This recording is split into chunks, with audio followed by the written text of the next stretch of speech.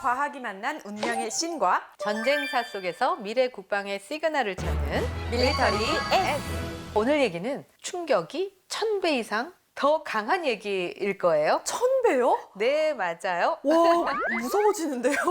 그게 뭐냐면요. 바로 수소폭탄입니다. 수소폭탄.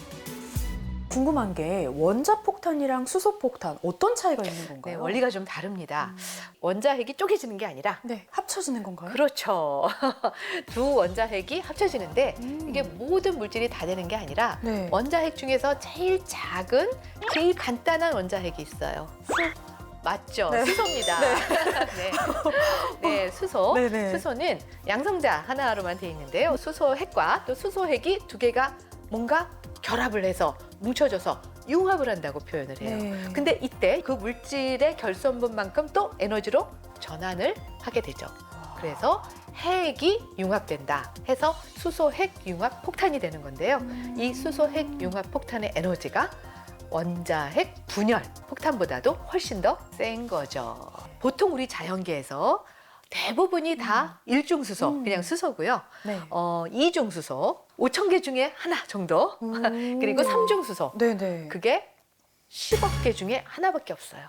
와. 네, 그런데 얘네들이 핵 융합을 하기에 훨씬 좋은 거예요. 중수소나 네. 삼중수소를 모아서 엄청난 고온 고압 1억 도 정도 섭씨 온도가 돼야 이런 핵 융합 반응이 가능해요. 1억도라는 온도가 가능한 거예요? 네, 근데 이론상으로는 이런 가능성에 푹 빠진 과학자가 있었어요. 에드워드 텔러라는 과학자입니다. 텔러는 맨해튼 프로젝트에 참여를 했던 사람인 건가요? 네, 근데 이 에드워드 텔러가 사실은 그때서부터 원자폭탄을 왜 개발해?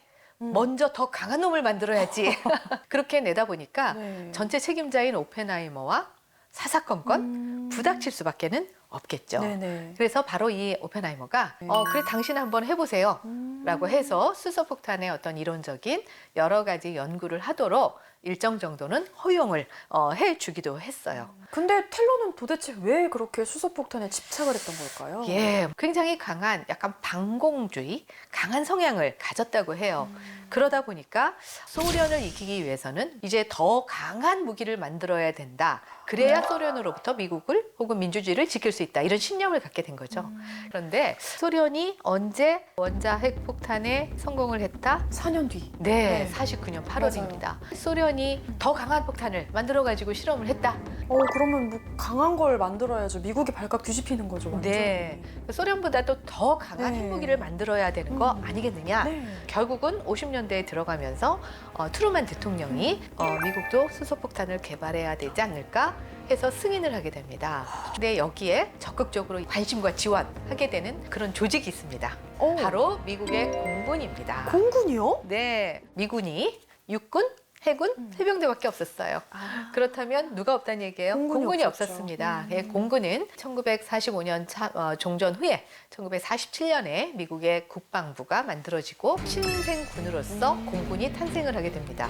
그럼 신생군 입장에서 보면 우리도 강한 거 하나 가지고 있어야죠. 네, 맞습니다. 그래서 텔러라는 과학자를 비롯해서 네. 이 프로젝트를 적극적으로 공군이 지원을 하게 되는 거죠. 1952년 11월 1일이었고요. 에네오에타크 환초라는 데 곳이 있었는데 여기에 최초의 시제 수소폭탄을 실험을 하게 돼요.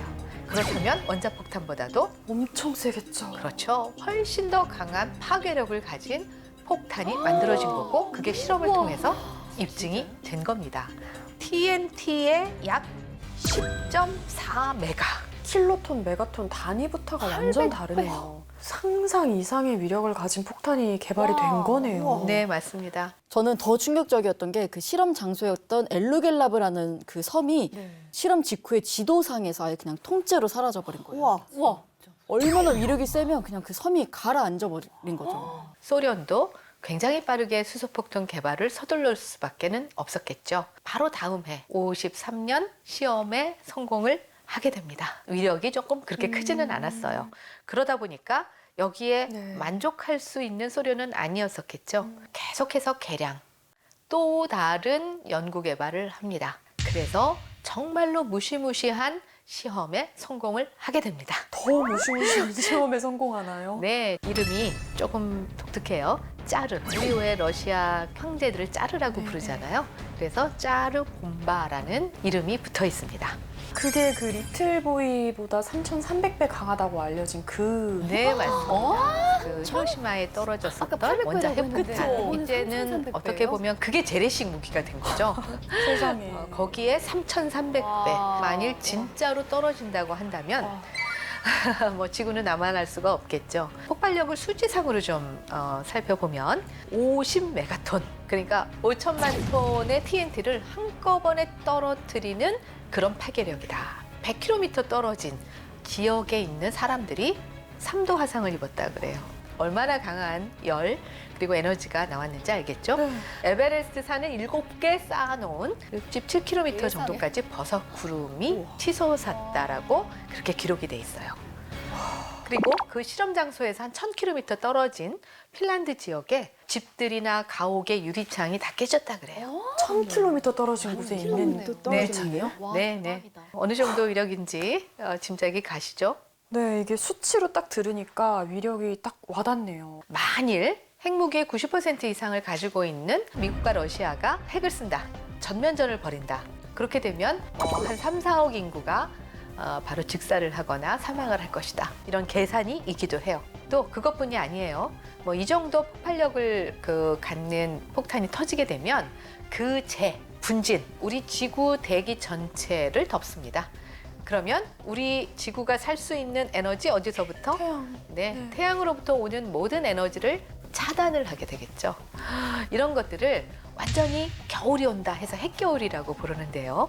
뭐 거의 빙하기가 오는 거나 마찬가지겠죠. 그러면 현재 지구상의 거의 전체의 50억 명이 넘는 그런 인구들이 기아, 마사, 한마디로 지구가 멸망할 수도 있다라는 이론상의 계산 시나리오가 있기도 합니다. 와, 이 뭐 핵전쟁 일어나면 안 된다 이야기는 들었지만 네. 오늘 교수님의 설명을 들으니까 정말 핵전쟁은 절대로 일어나서는 안 되는 전쟁인 것 같습니다. 네, 그렇습니다. 와, 강력한 수소폭탄의 이야기는 여기까지였습니다. 저희는 다음 주에 더 흥미로운 이야기를 가지고 찾아뵙겠습니다. 다음 주에 만나요. 안녕.